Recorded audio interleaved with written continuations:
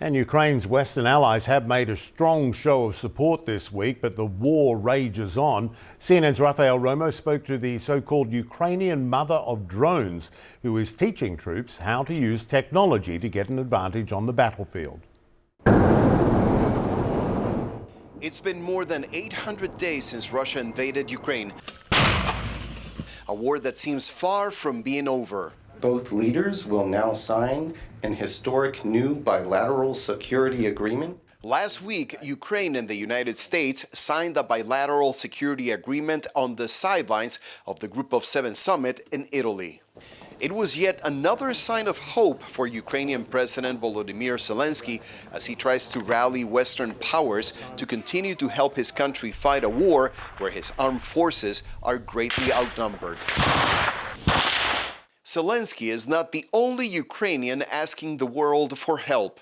For me, a war started not in 2022, but when Russia invaded my country for the first time. Maria Berlinska is not only a veteran, but an activist who founded Victory Drones, a project with the goal of training every member of Ukraine's military in the use of drones and cybersecurity, among other technological skills. Supplying technologies, how to use these drones, how to use radios, tablets, Starlinks, and the whole ecosystem of technologies to protect ourselves, to protect civilians. How many drone pilots have you trained so far, and what exactly do they learn in your program?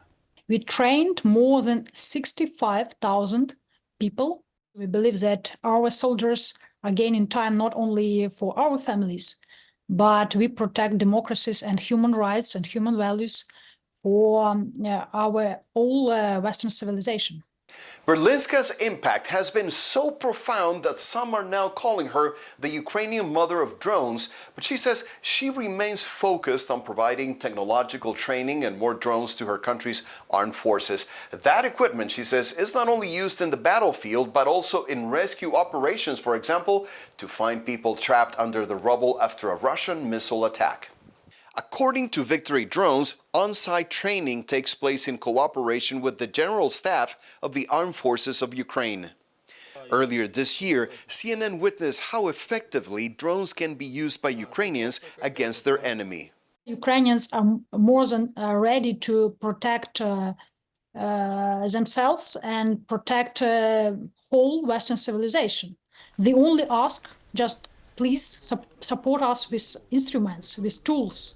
Please give us howitzers, ammunition. Please give us F-16s.